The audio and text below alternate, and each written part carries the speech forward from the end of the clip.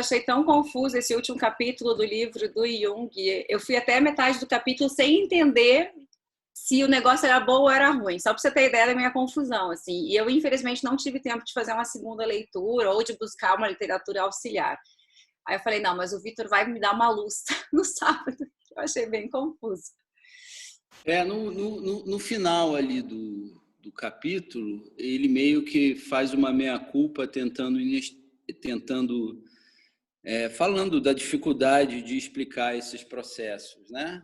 Ali no último parágrafo, no final, ele fala isso daí. Enfim. E realmente o texto, é o capítulo de fechamento, né? Enfim, mas vocês conseguiram ter assim uma noção do que ele estava querendo significar como sendo a personalidade humana? Então, no final, sim, na segunda metade do capítulo, eu consegui, assim, acho que consegui captar melhor o que ele está trazendo, né? E até confundi um pouco do conceito com aqueles primeiros capítulos do livro também, que ele fala dos processos que podem advir como é que fala? Das questões do inconsciente, né? Da trazida das questões. Lembra de inflação psíquica, de não sei o quê? Algum dos momentos me remeteu àqueles conceitos lá do início do livro. Não sei se eu fiz uma leitura equivocada, mas me pareceu que, mais uma vez, ele está trazendo algumas outras armadilhas, né? Uma outra, no caso, né? Dessa personalidade. Não sei se eu entendi certo, Vitor. Sim, sim. A gente vai contrapor aqui, né, no fechamento desse capítulo, né, dois conceitos que são fundamentais, né, que eu acho que vai dar para deixar claro esses contrastes, para a gente ter uma compreensão, né, do entendimento do Jung sobre os processos psicológicos, né, enfim, e para onde esses processos devem tender, né?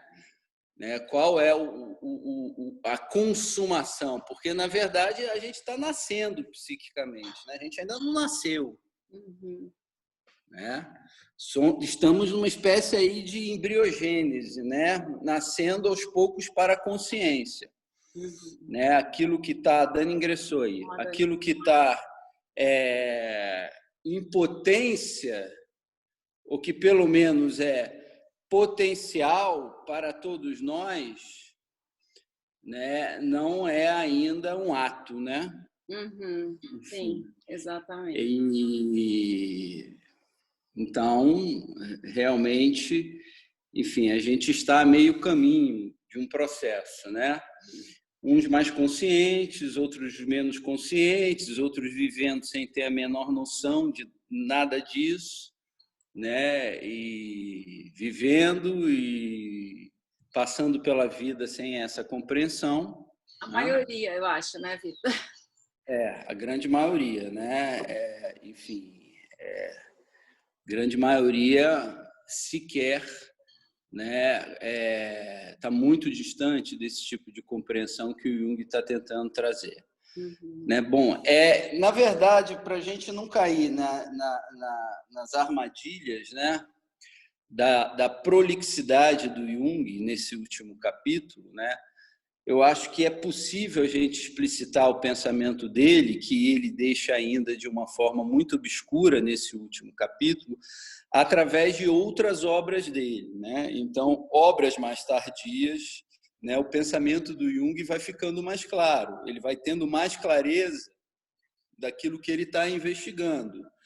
Então, os textos mais tardios dele, quando ele começa a se voltar, né, mais para a questão religiosa, os textos de alquimia, ele vai explicitando de uma forma mais clara a respeito desse processo do confronto do eu com o inconsciente e as transformações que advêm, né, desse confronto.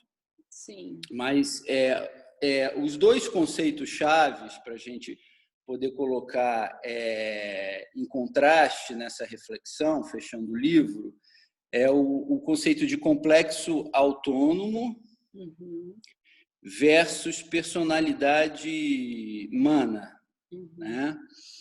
Enfim, então, em relação ao complexo autônomo, eu queria falar de um caso que eu atendi há 10 anos, assim, para esboçar, né? E esse caso que eu atendi há 10 anos Vitor. foi um... Oi. Dani. Só para saber se está tudo bem. É que eu troquei aqui o celular e, nossa, eu apanhei agora, mas está tudo bem, agora estou ouvindo. A gente viu que entrou, caiu, né? Mas Nossa, eu estava só trocando uma ideia aqui com o Vitor, que eu achei, da complexidade que eu achei desse capítulo, a gente estava recém começando aqui, Dani. Tá, não, beleza. Vou silenciar aqui. Desculpa, mas agora deu certo. Então tá bom. Bom, então vamos lá, vamos começar, né? Então eu atendi um caso há 10 anos atrás que foi um fracasso total. O paciente, ele tinha TOC, né? Transtorno obsessivo compulsivo, né? E ele viveu a vida inteira, praticamente, desde o início da adolescência, e ele já era um adulto avançado, enfim, dentro da bolha do transtorno obsessivo compulsivo, né? Que era um transtorno que desidratava ele psiquicamente e o aprisionava, né? Ele tinha compulsão de lavar as mãos. Então, ele perdia grande parte do dia dele lavando em rituais de lavação das mãos. Tudo que ele tocasse, ele tinha que lavar novamente, né? Quando eu comecei a atendê-lo, ele já estava numa condição muito agravada, né? Muito crônica já, né? As raízes do toque dele eram muito profundas, né? A ponto da mão dele ser uma mão completamente ressecada, ferida, enfim. E ele ia, vamos dizer assim, quase que vivendo a vida dele, estava reduzida, né, a essa lavação, né? Ele fisicamente foi ficando cada vez mais desidratado e isso se manifestava, vamos dizer assim, dentro da sintomatologia dele. Ele chegou a ser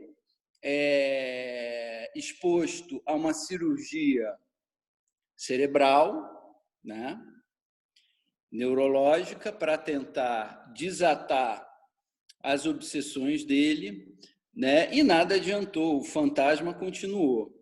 Vivia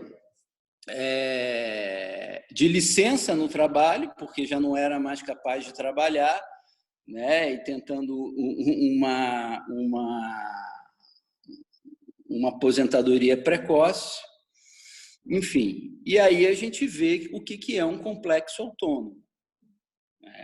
O complexo autônomo é uma voz usurpadora da liberdade do ego.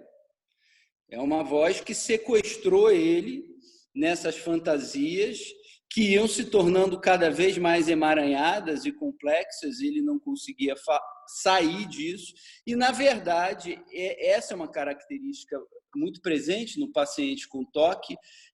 O sujeito não quer sair disso, né? Ele quer, mas não quer, né? Ele está muito apegado, né, a essa voz que dita, que regra o que ele deve fazer, quantas lavadas ele tinha que fazer, a ponto de ter números mágicos na cabeça dele que ele tinha que lavar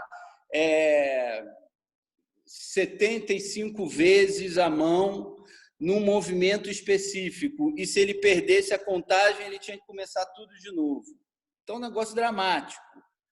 Ele perdia o tempo dele, a vida dele, aprisionado, né, nesse fantasma do toque. Obviamente, né, que isso nasceu das condições familiares neuróticas dele, né, uma família muito doente, que ele cresceu e se desenvolveu, e se formou esse complexo autônomo, né, que, enfim, aprisionou e sequestrou o ego dele.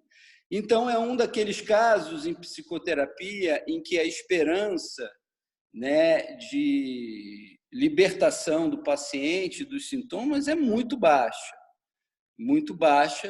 porque o sistema de crenças que o complexo autônomo ditava para ele, né, imperava de forma absoluta. Então, quando o sujeito ele perde a sua liberdade interior, né, e fica aprisionado a essas vozes, né, do fantasma, né, ele adoece, né, e é um indivíduo que vai ficando cada vez mais enfraquecido psiquicamente, alienado dentro daquela condição. Então, o complexo autônomo ele é o contrário daquilo que o Jung vai definir aí nesse texto dele como sendo personalidade mana. Eu não sei se vocês conhecem esse termo, né? Mana, da onde vem esse termo?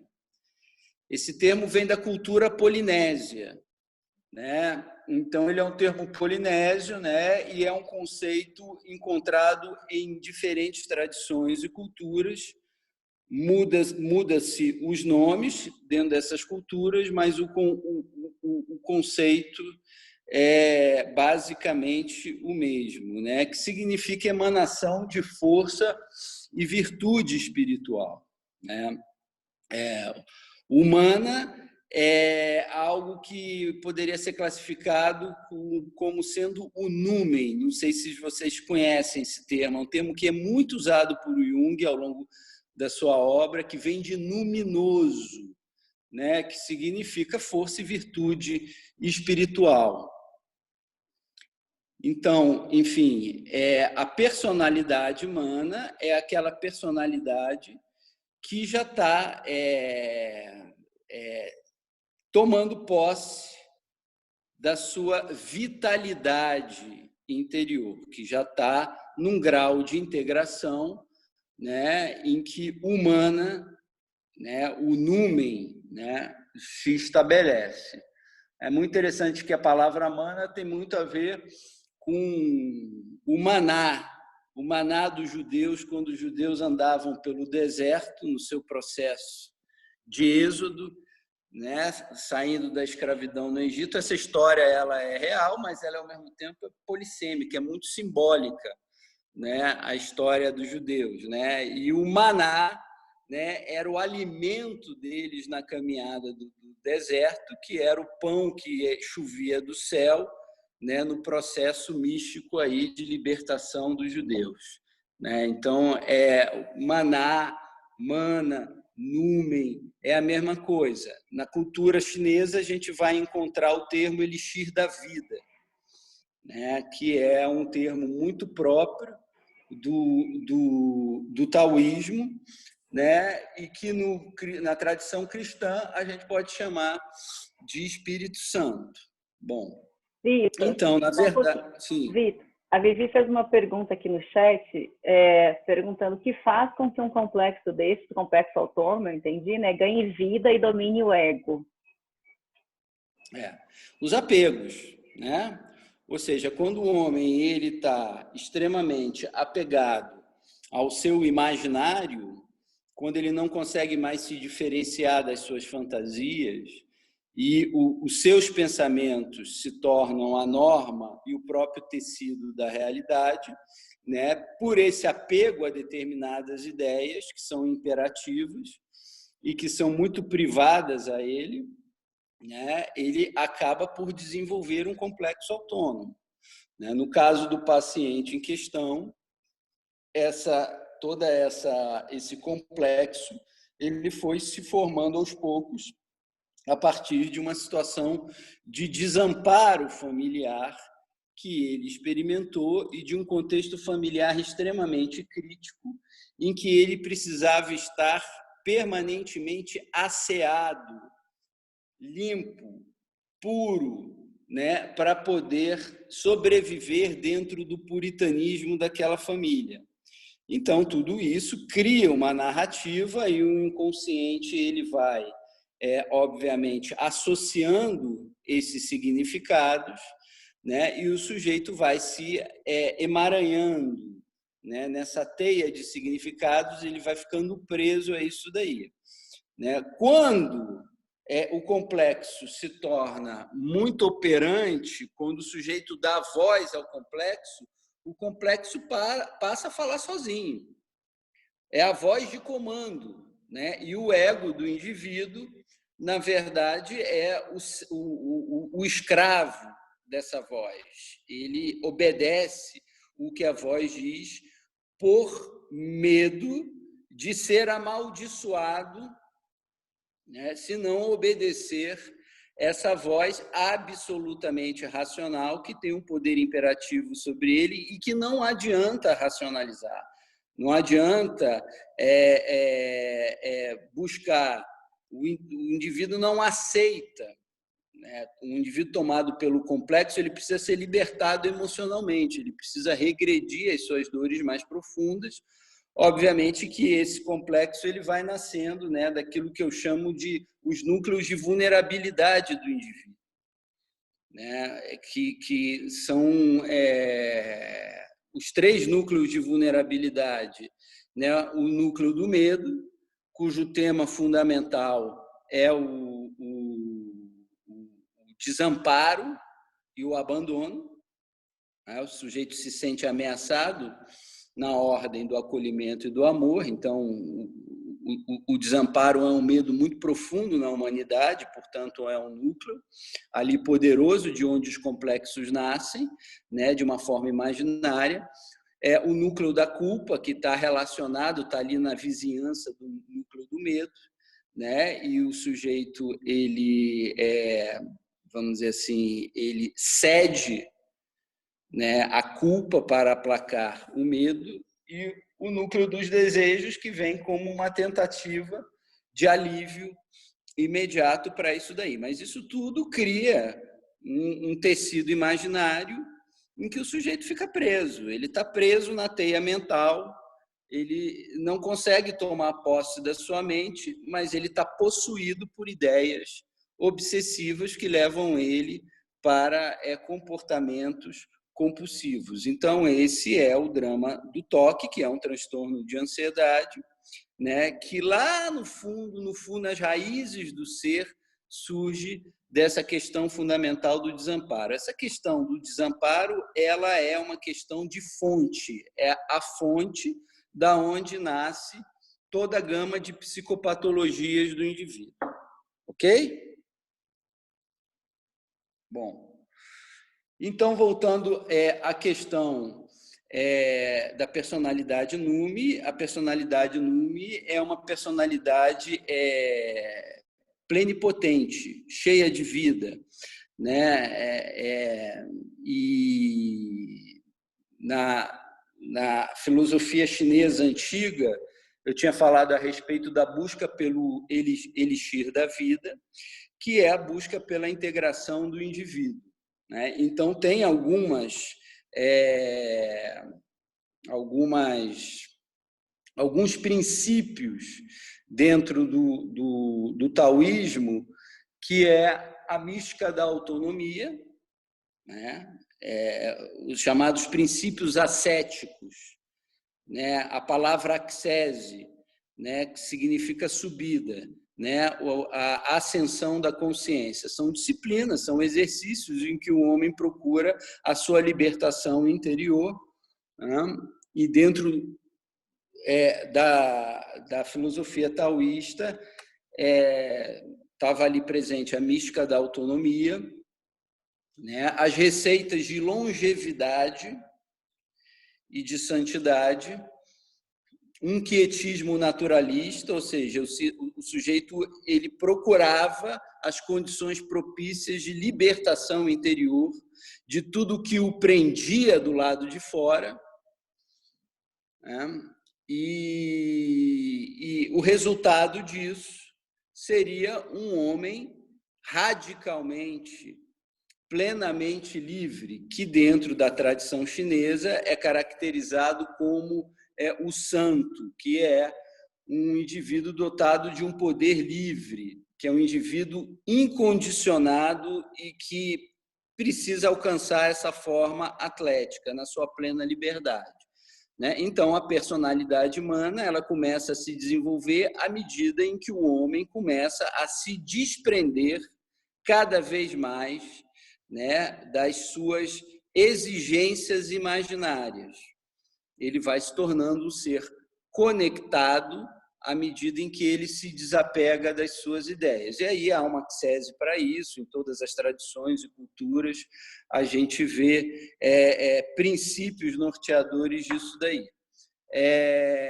O apoderamento desse mana, né, em todas as tradições culturais, né, ele é alcançado por figuras arquetípicas, né, a figura do herói, do mago, do santo, do amigo de Deus, que significa um indivíduo já livre de complexos. Ele está psiquicamente asseado, purificado, purgado. À medida em que ele está purgado, né, ele está inteiramente desopilado desses complexos. Então, a personalidade humana é uma personalidade incondicionada, de um homem plenamente livre a partir de dentro. Jung vê isso daí, né, como sendo a finalidade, a meta da realização humana.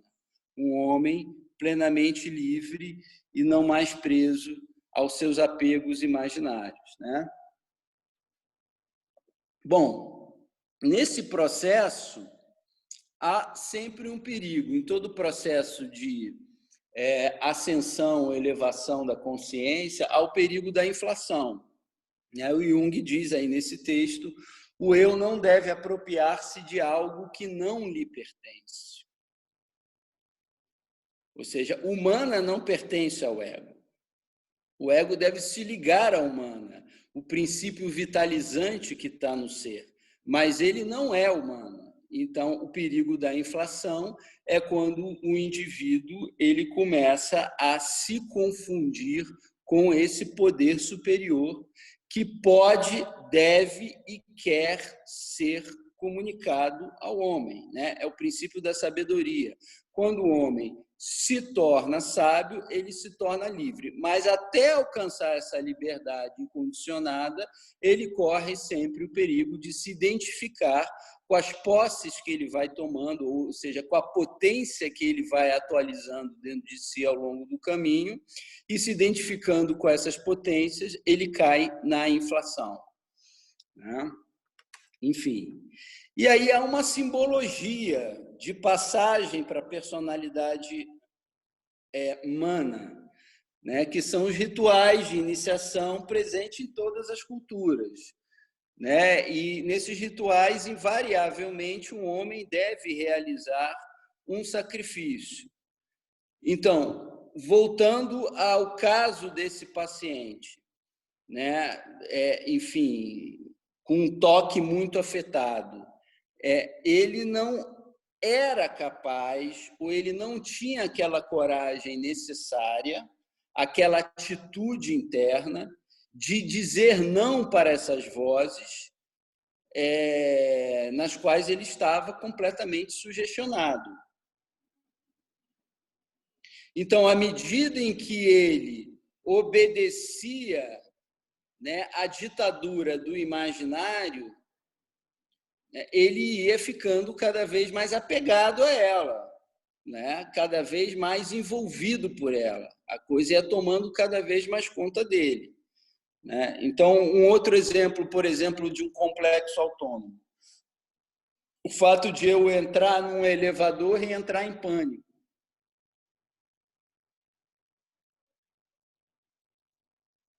Então, eu entro no elevador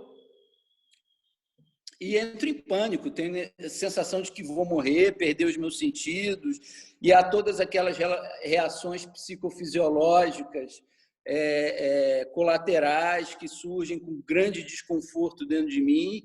E por quê? É irracional eu não entrar no elevador, mas tem um motivo oculto aí, uma ideia motriz que está me dominando.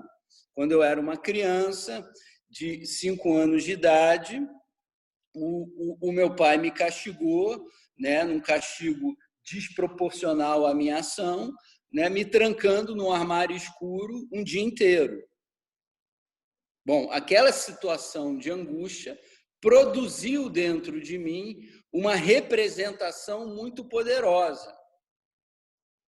E isso está relacionado ao desamparo. Ali naquele escuro, preso e impotente, eu me encontrava inteiramente desamparado. Agora, como eu sou um ser de linguagem, eu vou associando as situações inconscientemente. Então, qualquer situação que se fecha ao meu redor, aquela angústia se instala e eu entro naquela narrativa. E para eu não enfrentar aquilo, eu faço de tudo. Sim. Seria uma tentativa de controlar o desamparo? Seria uma tentativa de calá-lo, né? Eu obedeço a voz do complexo para eu não sentir aquilo novamente. Mas com isso, né, eu estou apenas reforçando o complexo dentro de mim. Sim. Quando eu obedeço um complexo, ele se torna autônomo, ele se torna o meu senhor, aquele que me manda. Então, enfim, à medida em que eu não entro num elevador, que eu resolvo me movimentar subindo as escadas, eu estou reforçando, eu estou em obediência a esse complexo autônomo. Bom, mas aí tem um problema, né? Surge um conflito tremendo na minha vida, né? Que eu sou contratado para trabalhar num emprego dos meus sonhos, mas só que o escritório que eu vou trabalhar fica no 100º andar de um edifício. É o meu sonho, é o meu desejo, mas entre o meu sonho e o meu desejo existe o meu pânico, o meu medo, né? E aí, como é que eu vou conseguir não me sabotar neste processo?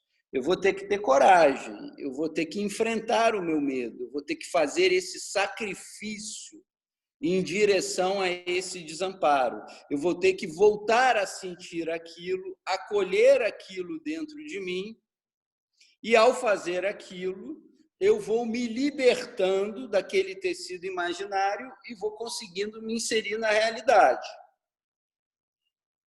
Entendeu? Tá claro? Então, coragem é força no coração. Eu preciso ter este enfrentamento. À medida em que eu vou tendo esse enfrentamento, eu vou me libertando do mental, né, do meu fantasma, e vou entrando, né, no real. À medida em que eu começo a me inserir mais no real, a personalidade humana vai se formando em mim. Ou seja, a personalidade humana, ela é resultado de uma sucessão de sacrifícios em direção ao desafio. Eu preciso sacrificar minha covardia, eu preciso sacrificar o meu comodismo, eu preciso ir sacrificando, né, as minhas ações que fortalecem o meu complexo autônomo, porque o complexo autônomo, ele é uma condição viciada, não é uma condição virtuosa, né? Por exemplo, eu tenho um vício de jogo, é uma voz que está me comandando. Eu tenho vício de álcool, é um complexo autônomo. Ou seja, eu não tenho liberdade interior e eu volto sempre a cair naquele aprisionamento, naquelas repetições que vão matando, desidratando, enfraquecendo a minha personalidade. Então, o contrário de... sim. E que tem um pouco a ver com o infantil, né? Assim, do jeito que você está falando, eu estou pensando que está sempre se remetendo àquilo que é do infantil, né? Que não foi atualizado. Sim. Ou estou enganada? Sim, você está certíssima. né? Não à toa que há um ditado dentro do taoísmo muito interessante que diz que o sábio é aquele que voltou à idade áurea da infância. Uhum. Né? E que a gente vê a correlação dessa mesma fala no cristianismo. Se não voltardes a serdes como crianças, não entrareis no reino dos céus. Ou seja, a gente precisa retomar essa criança ferida que está nos aprisionando, nos libertarmos dessas memórias feridas que induzem o nosso complexo, para que eu possa entrar, né, na tradição, no caminho, né, no processo da personalidade humana. Né? Então, liberdade é poder, é potência. Vitor, é que nesse caso... Desculpa. Pode falar, Dani. Não, só para concluir o raciocínio dele. É que eu fiquei pensando muito que ele está sempre, nesse caso, né? Por exemplo, no caso do seu paciente, ele tá aprisionado por algo que é externo, né? Um pensamento externo, eu falo externo dele mesmo, né? Como Sim. uma criança que ainda espera que alguém vá salvá-lo. Sim. Né? E não atualizou que, na verdade, quem vai salvar é ele mesmo. Né? Essa, Dani, são as nossas frustrações clínicas. Sim, sim. Porque o indivíduo vai para o tratamento psicológico dele, né, querendo que você o salve magicamente, sem ele se colocar no caminho da própria salvação dele em relação ao sintoma. Uhum. Então, são os nossos casos clínicos frustrantes, quando o sujeito está tão anulado por um complexo que abdicar daquele complexo é abdicar da sua própria referência de vida, do qual ele está prisioneiro a vida toda. Ele está familiarizado, ele está sofrendo, ele não quer sofrer, mas ele não quer dar os passos, né, para fora do seu sofrimento. Né? Tem uma frase muito famosa de Hipócrates que ele diz: antes de curar alguém, pergunte a ele se ele está pronto para abandonar as coisas que o adoeceram, né? Enfim. Uhum. Né? E muitos indivíduos não têm esse grau de compromisso com o seu self, né? No sentido de libertar o seu self, né? De ir em direção à sua liberdade interior. Né? Isso está muito presente na cultura humana, né? Pior cego é aquele que não quer ver, né? Pior doente é aquele que não quer ficar livre da doença. Né? Pior escravo é aquele que se nega à liberdade. Não com ele mesmo. Oi? Que o compromisso dele é com sintoma, não com ele. Exatamente. Né?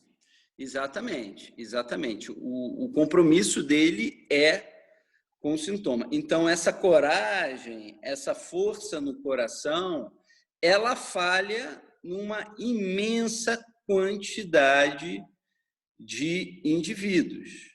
Né? Portanto, aquele que se apodera do mana, ou do numen, ou do elixir da vida, né? Dentro dos arquétipos da cultura, da civilização humana, é sempre o herói. O herói é aquele que, em primeira e em última instância, aceita a angústia, enfrenta os seus medos, faz o caminho. E, ao fazer isso, ele vai se libertando das suas identificações ilusórias causadas pelo complexo. O complexo autônomo é uma possessão psíquica, o sujeito está possuído pelo complexo. E ele vai caminhando né, em direção a essa liberdade que o aguarda, né, que é o endereço residencial da sua realização humana. Então, dentro da estrutura simbólica das culturas, existem, vamos dizer assim, os rituais de iniciação. Né? Por exemplo, o termo mana, que vem dos polinésios, né? A iniciação para a idade adulta do jovem polinésio é feita com muitos perigos. O sujeito tem que passar por uma sucessão, né, de sacrifícios para alcançar isso daí. Ele tem que ser fundamentalmente corajoso. Então, todos os rituais de iniciação eles estão relacionados com a ideia da realização de um sacrifício. Esse sacrifício é o quê? Esse sacrifício é eu abandonar, né, o meu aspecto animal, né, dominado pelo medo, dominado pelos desejos, dominado por toda sorte de vício, essa condição impulsiva do meu ser, né, para eu poder adentrar nos mistérios da transformação, que é a minha metamorfose espiritual. Então, a gente vê em todos os ritos de iniciação, né, eles estão relacionados a um sacrifício seguido de uma renovação. Na nossa cultura ocidental, o principal ritual é o do batismo, né, em que o sujeito ele é sepultado, ele emerge, né, para essa dimensão animal dele e ressurge para uma consciência espiritual. Né? Enfim, então a gente vai ver, né, esse caminho em todas as grandes culturas e tradições.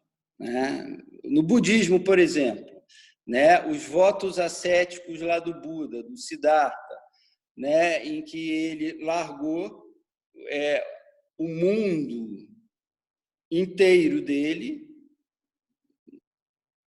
para alcançar, né, a liberdade plena. E ele faz um voto ascético de 6 anos, em que ele vai viver uma vida de desprendimento absoluto lá na floresta de Uruvela. Ele vai ficar 6 anos numa vida, enfim, em busca da liberdade. Agora, essa busca da liberdade é um sacrifício em relação a tudo. O que ele estava procurando era a condição do desapego total, ou seja, o homem incondicional dentro dele.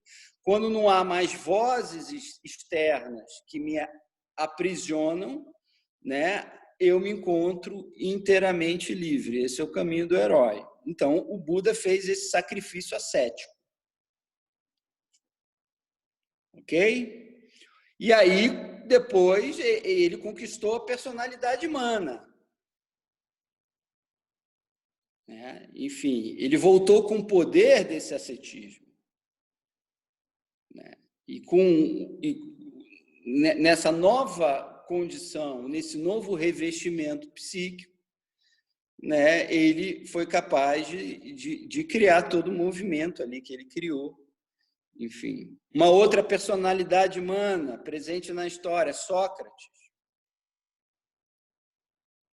Quando você lê um livro sobre o julgamento injusto de Sócrates, que se tornou uma personalidade humana dentro de uma cultura ateniense, né, muito aquém dessa personalidade de Sócrates,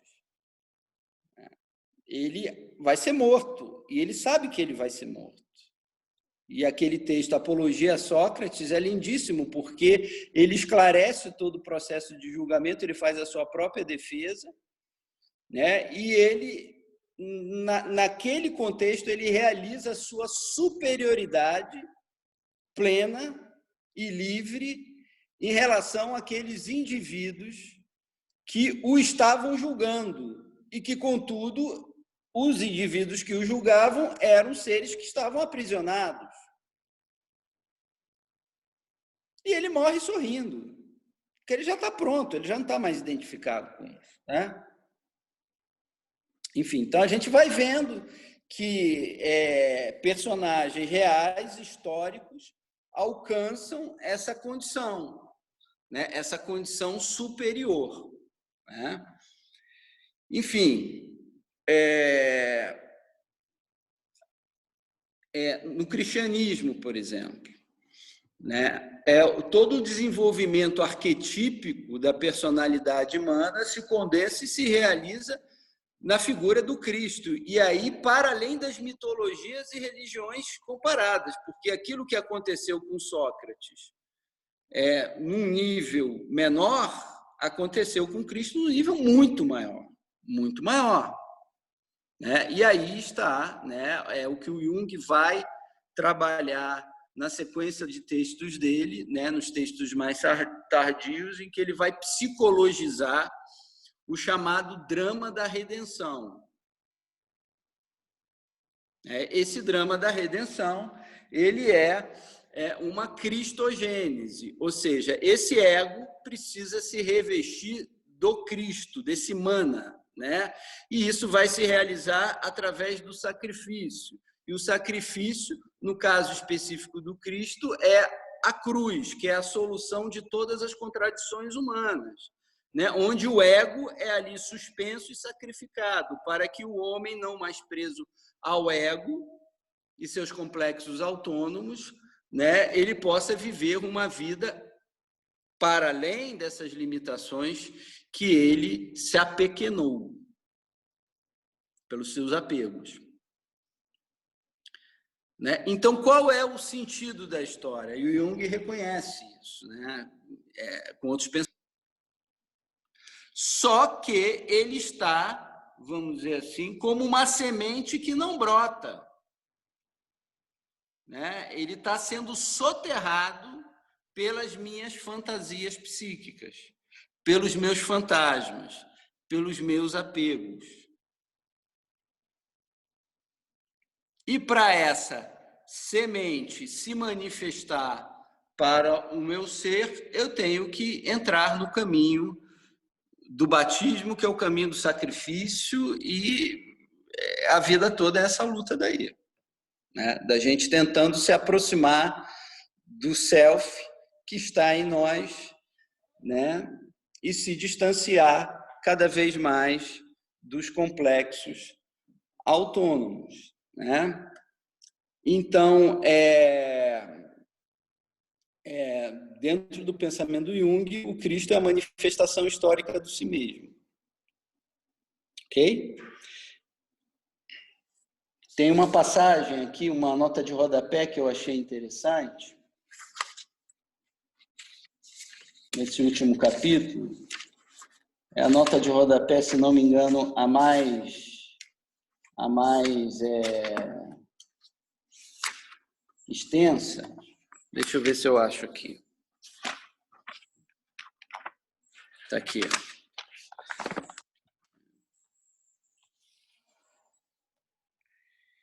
Em que ele diz aqui, nota de rodapé 6.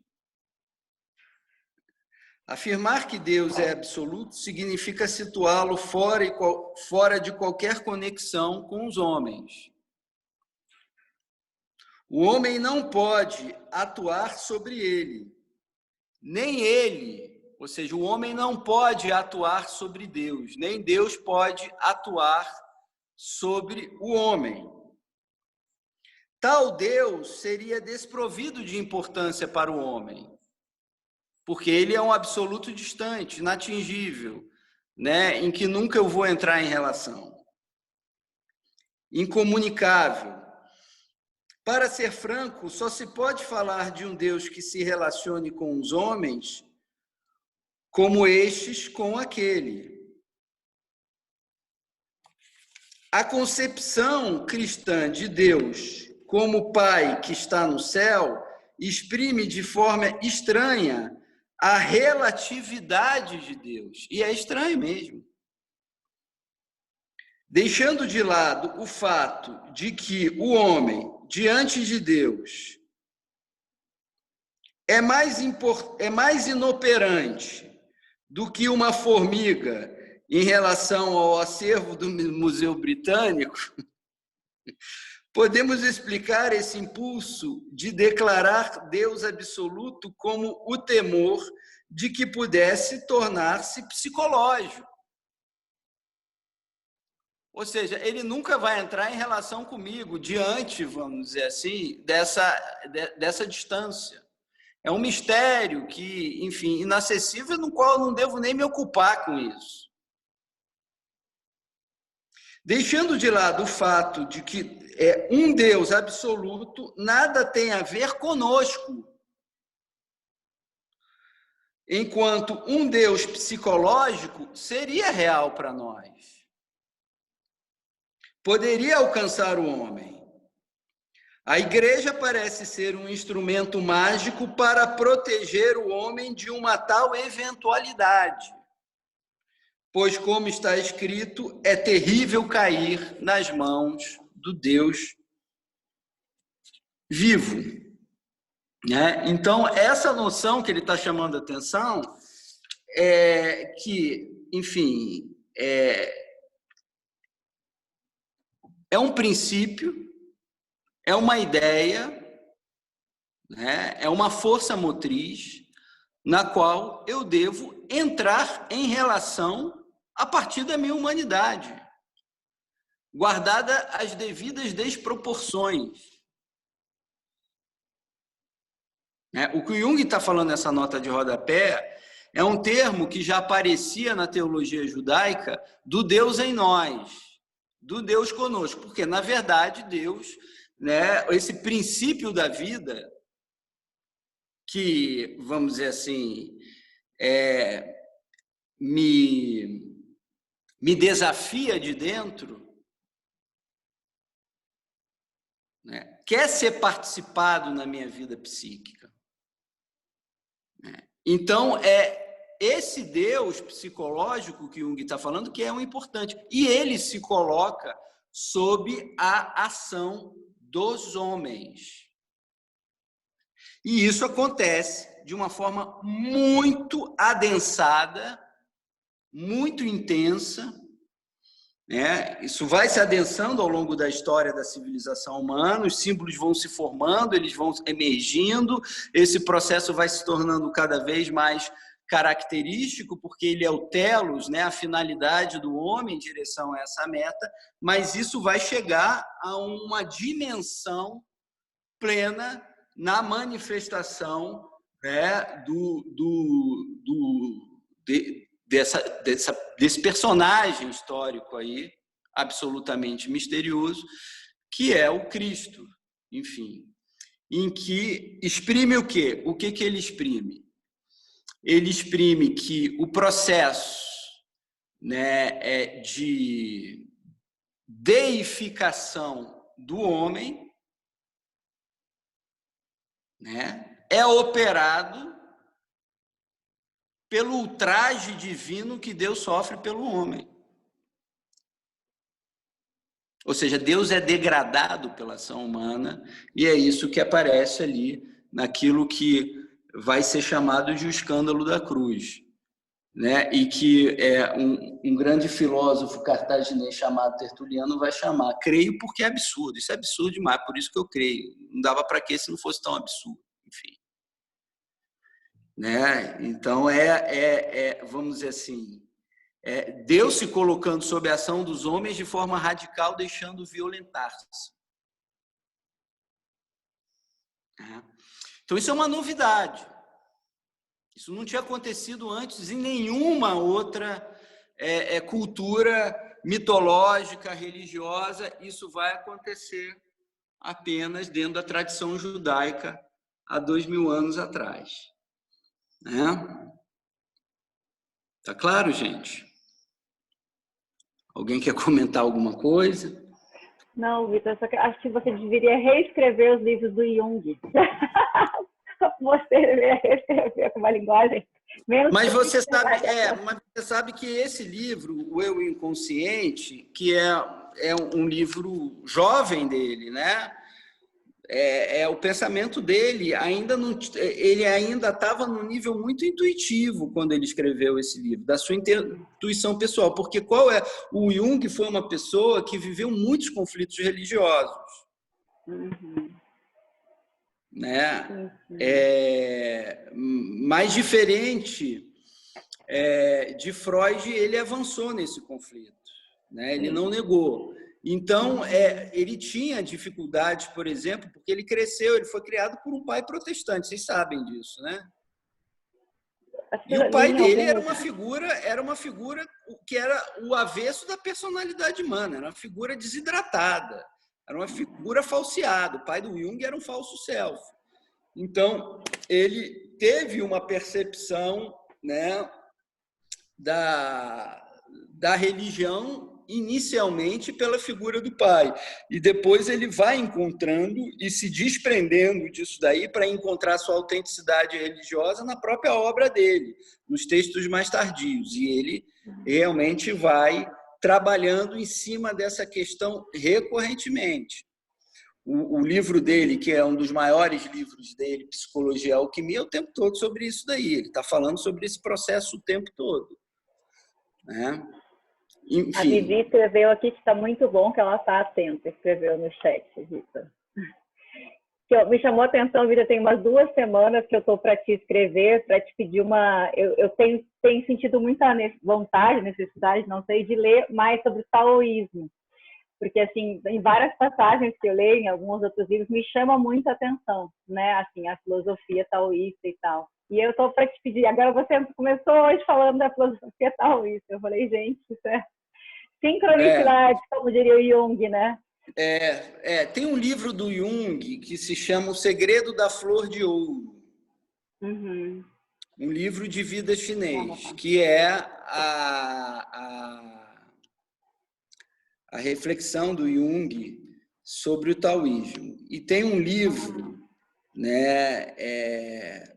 Tem alguns livros interessantes, né? Tem um livro chamado Pensamento Chinês, que é o melhor do que eu já li sobre o assunto, né? Porque é de um historiador francês, né? O Marcel Granet, enfim, em que ele aprofunda muito nessa questão, né? Ele vai muito fundo na questão do taoísmo, e o clássico, e os textos mais tardios, os textos de fonte, os primeiros textos, né? O Tao Te Ching, né? Que é um livro dos poemas de Lao Tse, que Lao Tse escreveu, né? Enfim, se você conseguir comprar uma versão comentada do Tao Te Ching, é um bom livro, né? E um livro que foi lançado recentemente, A Via de Xuanzi, né? É muito bom, é muito interessante, comentado por Thomas Merton.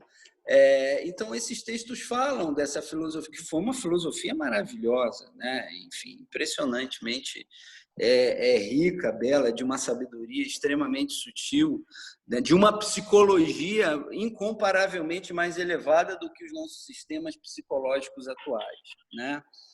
Então, são textos... Aproveitando aqui o intervalo, né? Ele também cura com a filosofia taoísta, viu, Deise? O Vitor, né? O Vitor está aqui. Já conversou muito, não foi? Vez ou outra eu recebo só as mensagens que me faz ficar pensando. Pois mas tem muita coisa boa mesmo, gente, aí no... Vitor, mas é muito... voltando, é bem complexo isso, né? Assim, você perguntou se estava acompanhando, eu estava aqui processando, porque realmente dá um nó mesmo, né? Essa teoria. Enfim. Dá um nó. Acompanhando. Sim, mas isso daí a gente está falando aqui, né? Qual é a obsessão psicológica do Jung? A gente precisa entender que o Jung, ele é uma personalidade caracterizada pela mística, ele é um místico, acima de tudo, e que vai do intuitivo para o compreensivo aos poucos. a obra toda dele é obsessivamente focada com a finalidade do homem. Qual é a finalidade, o fim, a razão de ser do homem? A razão de ser do homem última é essa. E ele vai, vamos dizer assim, produzir toda a sua reflexão psicológica em torno disso. Em torno disso. Enfim, por isso que no nosso primeiro encontro, pelo que eu me lembre, eu cheguei a falar daquela metáfora, né, que a gente pode pensar a condição humana como uma águia crescendo dentro de uma gaiola. Então, existem sistemas psicológicos que estão com seu olhar voltado para a gaiola. Quais são esses sistemas psicológicos voltados para a gaiola? Que é tudo aquilo que aprisiona o homem, a gaiola. A águia a razão de ser da águia não é viver na gaiola, né? Ela enfim, é o voo alto e livre, né? Mas o homem se encontra condicionado, e por se encontrar condicionado, ele se encontra numa condição aprisionada, numa condição enfraquecida das suas possibilidades. E os sistemas psicológicos que vão tratar da gaiola aqueles que vão olhar para a patologia, né? O behaviorismo, né? A terapia cognitivo-comportamental, a terapia dos esquemas, né? Enfim, alguns segmentos da psicanálise, né? Porque a psicanálise é uma coisa muito grande, mas alguns segmentos estão voltados para a gaiola, outros estão já olhando mais para a águia. A psicologia do Jung, assim como a psicologia do Viktor Frankl, assim como a psicologia do Maslow, de autores do humanismo, são psicologias voltadas para a águia. Esses são os modelos psicológicos mais interessantes. Perfeito. Esses são os mais interessantes. O que me chama a atenção bastante, Vitor, do texto do Jung, assim, é a questão que ele também te fala muito dessas armadilhas, né, do caminho. Assim, ele também não te traz uma visão utópica, ele vai contextualizando esse processo. Até me lembrei, quando você fala assim, né, que você também pode sofrer uma inflação psíquica através da personalidade humana, né, se você se agarrar nesse como um complexo também, né? Eu lembrei de quando você me deu até um livro do Krishnamurti, né, da Primeira e Última Liberdade. A Primeira e Última Liberdade, sim. E ele traz muito esse conceito também, né, de a gente abrir mão de tudo aquilo que pode nos aprisionar, né, das bandeiras que nos aprisionam. Acho que é esse o termo que ele usa também. Eu Exatamente. acho bem interessante esse lado dos textos do Jung, tem esse lado muito forte, né? Ele fala, olha, você vai, mas não é um caminho fácil. Se você passar desse ponto, né, você está cometendo um outro delito, entre aspas, vamos falar assim, né? Está cometendo uma outra ingerência, digamos assim, no seu processo evolutivo, né? Bem legal isso. Exatamente, exatamente. Né? Então, na verdade, né, enfim, a nossa finalidade é simplesmente nós caminharmos em direção àquilo que já está dentro de nós. Mas o que está fora de nós? O que está fora de nós? O que está fora de nós é o nosso circuito de contingencialidades. É o que nos tira de nós. Olha só isso. Ou seja, a gente se desenvolve completamente para fora, gente. E ao nos desenvolvermos para fora, não tem problema, isso faz parte, a gente tem que ter uma profissão, né? Aí vai casar, vai ter filho, enfim, vai fazer todo o percurso humano natural. Né? Mas esse fora vai aprisionando a gente e alienando a gente do lado de dentro. A Viviane, eu acho que escreveu alguma coisa aí. Enfim. Sim, por isso que as crianças são tão livres. Pois é, mas depois não fica mais. Entrou na adolescência e ferrou tudo. Estou justamente olhando minhas crianças aqui, sem compromisso de ter que agradar ninguém, de fazer nada em prol da sociedade. Estão vivendo ali assim, a plenitude, sabe? Deles mesmo. Aí depois a gente está nesse processo, né? Podia ser mais fácil. Pois é, mas não é porque há uma estrutura civilizatória que sabota esse processo, que inibe esse processo, né? Enfim, então, à medida em que a gente vai desenvolvendo o nosso olhar para fora, né, a gente vai desplugando, né, a nossa identidade da raiz do nosso ser. A raiz do nosso ser é o quê? É aquilo que Jung coloca como centro da personalidade, que ele vai chamar de o si mesmo psicológico. O si mesmo psicológico, ele é o ponto central. O que é o si mesmo? Ele é o Deus em nós. Né? Ele é o meu ser verdadeiro.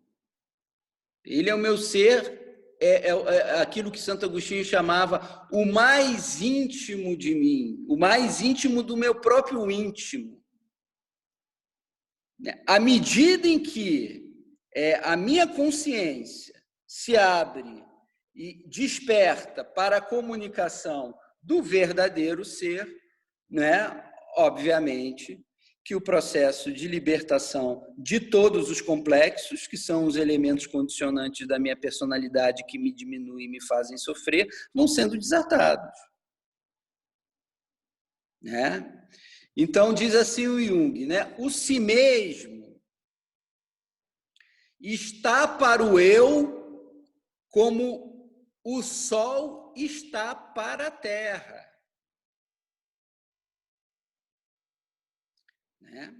Enfim, imagina a Terra sem o Sol, não existe, acabou. Enfim. Os primórdios de nossa vida psíquica nasce desse ponto e converge para ele como uma meta.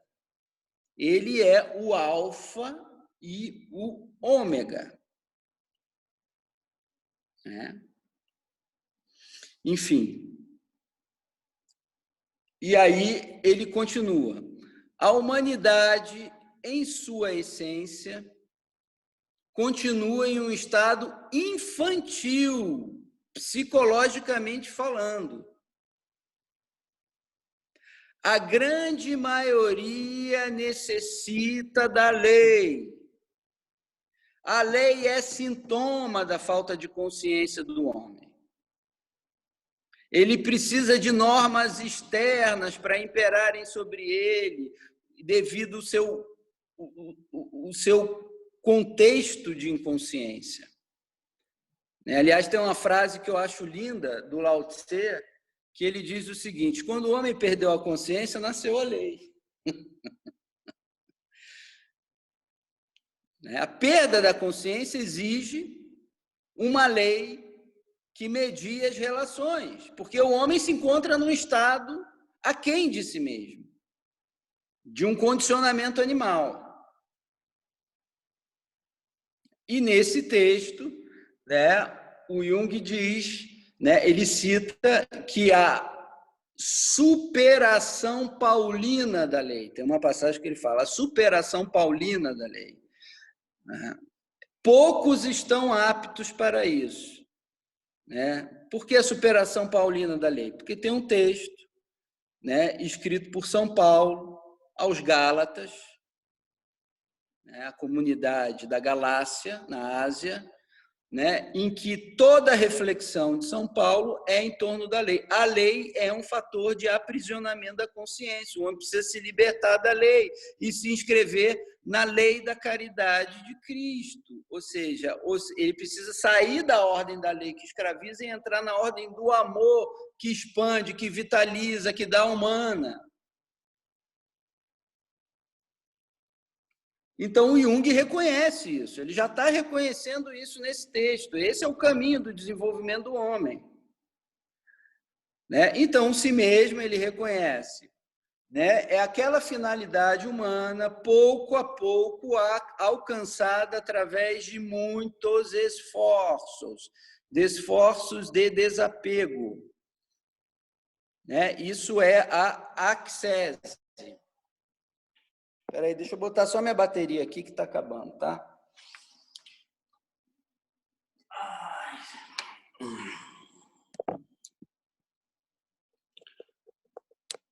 E aí diz o Jung, né? Vou citar aqui uma outra frase dele que eu quero destacar desse texto. O eu individuado sente-se como objeto de um sujeito desconhecido e de ordem superior. Ou seja, o meu eu é objeto de outro superior a mim. Não é esse outro que é superior a mim que é objeto do meu eu. É mais ou menos aquela famosa frase de São Francisco de Assis. Aquele que desejo e busco é o que me vê de dentro.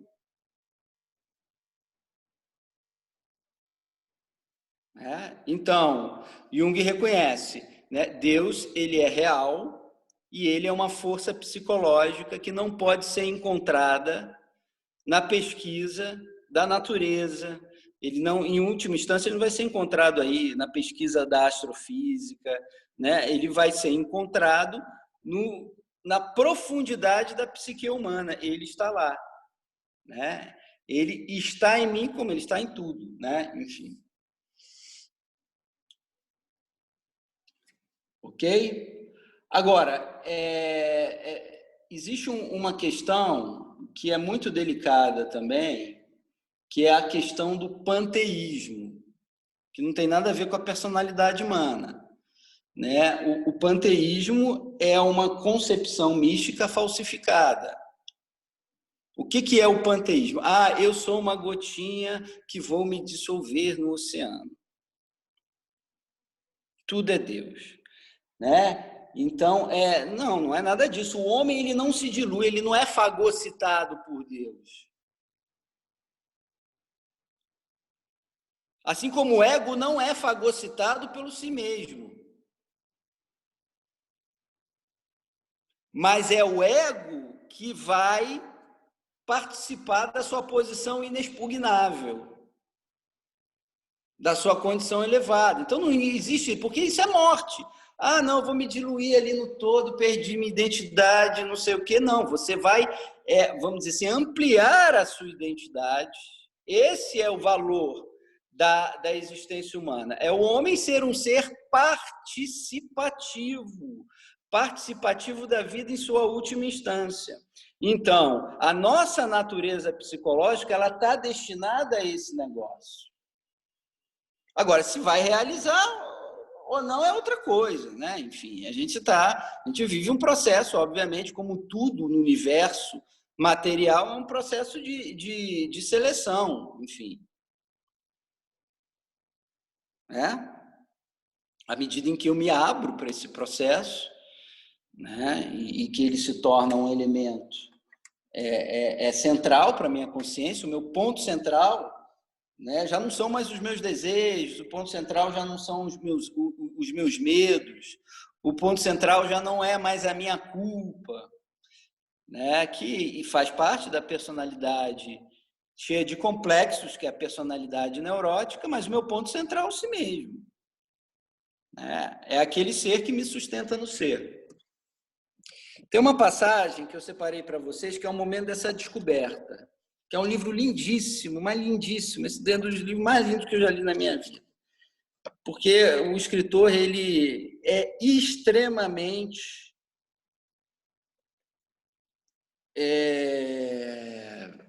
poético, né? A escrita dele é muito poética, né? E cheia de sentimento e de profundidade, que é Confissões de Santo Agostinho. E na Confissões, que é o texto autobiográfico dele, ele relata esse momento em que ele, acordou, despertou. E ele descreve da seguinte forma: tarde vos amei, ó beleza tão antiga e tão nova. Tarde vos amei. Eis que habitáveis dentro de mim, e eu lá fora a procurar-vos. Disforme, lançava-me sobre estas formosuras que criastes. Estavas comigo, e eu não estava convosco. Retinha-me longe de vós aquilo que não existiria se não existisse em vós. Ou seja, eu estava retido pelas criaturas, eu estava retido pelos efeitos e não pela causa. Eu estava retido no fora, nos meus apegos externos às pessoas, às criaturas, e não dentro. Então, era o lado de fora que me escurecia e me retia fora de vós. Porém, me chamaste com uma voz tão forte que rompeste a minha surdez. Brilhaste, cintilaste, logo afugentaste minha cegueira. Exalastes perfume, respirei-o suspirando por vós. Eu vos saboreei, e agora tenho fome e sede de vós. Vós me tocastes, e ardi de desejo da vossa paz. Quando estiver unido a vós com todo o meu ser, em parte nenhuma sentirei dor e trabalho. A minha vida será, então, verdadeiramente viva, porque estará toda cheia de vós, a personalidade humana. Libertais do seu peso aqueles que encheis, porque não estou cheio de vós, sou ainda um peso para mim. As minhas alegrias que deviam ser choradas lutam com as tristezas que me deviam incutir júbilo. Ignoro de que lado está a vitória, né? Muito bonito isso, né? Enfim, que é exatamente esse momento, o momento em que o homem, Lindíssimo isso. teve consciência Qual de si livro? Do mesmo.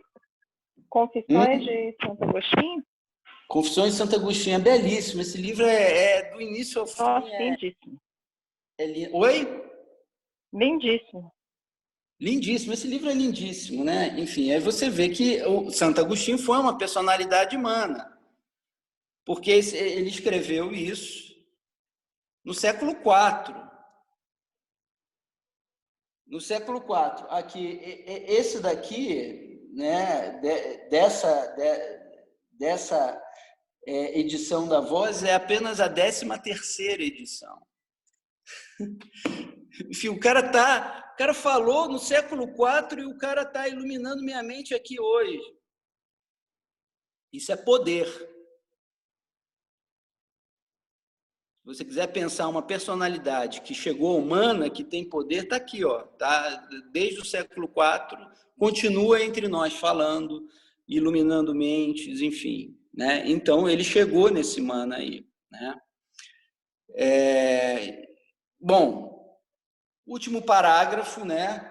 O Jung pede quase desculpas, né, por tentar psicologizar esse processo, né? Ele reconhece que ele estava tentando tratar uma coisa que não é, vamos dizer assim,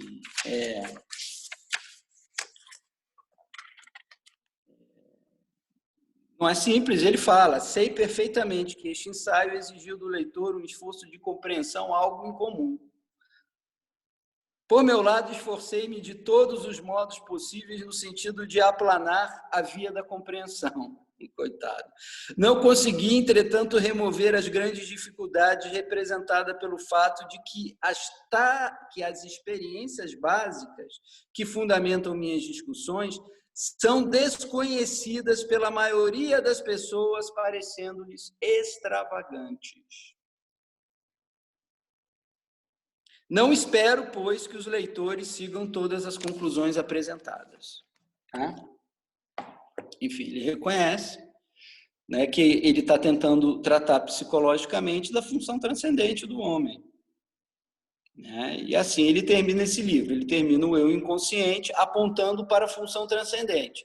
E aí toda a obra dele, psicologia e religião, psicologia da religião ocidental e oriental, né? Símbolos da transformação na missa, interpretação psicológica do dogma da Trindade, psicologia e alquimia, estudos alquímicos e por aí vai. Um livro muito interessante dele é Aion, Símbolos do Si Mesmo. Vocês conhecem esse livro? Deixa eu pegar aqui rapidinho, porque é um livro que ele é o si mesmo, ele vai falar do si mesmo. Espera aí, um momentinho só.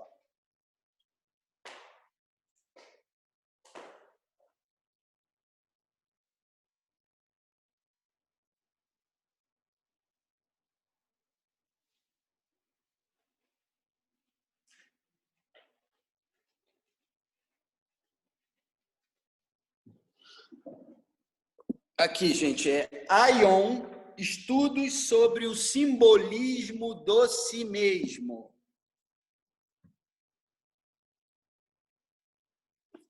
Né? Em que ele vai... aquilo que ele começou a esboçar no eu inconsciente, né? Ele vai...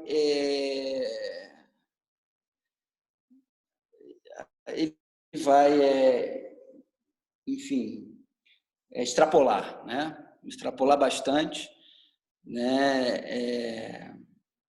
E aí o sumário é o eu, a sombra, se exige os opostos ânima e ânimos, o si mesmo, Cristo, símbolo do si mesmo, o signo de peixes, profecias de Nostradamus, sobre a significação histórica do peixe, a ambivalência do símbolo de peixes, o peixe na alquimia, a medusa, o peixe, o símbolo do peixe entre os cátaros, a interpretação do peixe na alquimia, considerações gerais sobre a psicologia do simbolismo alquímico cristão, símbolos gnósticos do si mesmo, estrutura e dinâmica do si mesmo.